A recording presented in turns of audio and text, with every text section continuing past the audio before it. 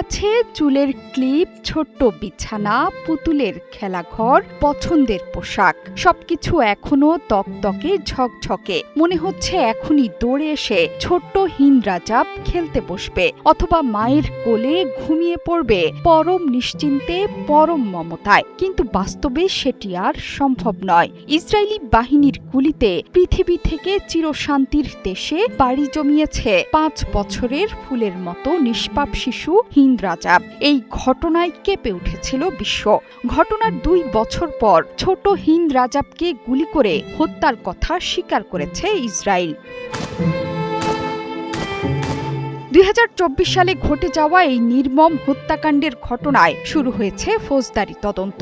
25 জানুয়ারি গাজা সিটিতে ঘটে নির্মম সেই হত্যার ঘটনা। উদ্ধারের আশায় ফিলিস্তিনি রেড ক্রিসেন্টের কাছে প্রায় 3 ঘণ্টা কান্না করেছিল হিন্দ। শেষ নিঃশ্বাস ত্যাগের আগ পর্যন্ত ছিল সাহায্যের আশায়। পরে তাকে উদ্ধার করতে যাওয়া অ্যাম্বুলেন্সেও গুলি চালায় ইসরায়েলি সেনারা। নিহত হন 2 জন স্বাস্থ্যকর্মী। হিন্দ রাজাব সহ পরিবারের 6 সদস্যের মরদেহ উদ্ধারের সময় লাগে টানা 12 দিন। হিন্দ রাজাব সেদিন ছিল চাচার গাড়িতে। সেই গাড়িতে 3 শতাধিক গুলি চালায় ইসরায়েলি বাহিনী। ছিন্ন ভিন্ন হয়ে যায় গাড়িতে থাকা পরিবারের 6 সদস্য। এর মাঝে হিন্দ রাজাব বেঁচে ছিল।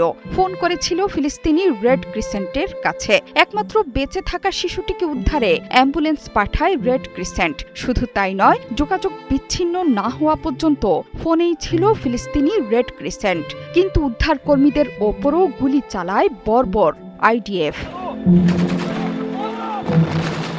রাজাবের শেষ কথাগুলো সামাজিক মাধ্যমে ছড়িয়ে পড়তেই ওঠে নিন্দার ঝড়। ছোট হিন্দ রাজাবের স্মৃতি আঁকড়ে বেঁচে আছেন তার দাদি। কিন্তু গুলি চালানোর কথা স্বীকার করলেও এই হত্যাকাণ্ডে ইসরায়েলি বাহিনীর বিচার হবে কিনা তা নিয়ে সন্দিহান দাদিও। এই পৃথিবীতে হিন্দ রাজাবের ছোট্ট একটি ভাই এখনো নিঃশ্বাস নিচ্ছে, আর খুঁজে ফিরছে বোন হিন্দ সহ পরিবারের বাকি সদস্যদের।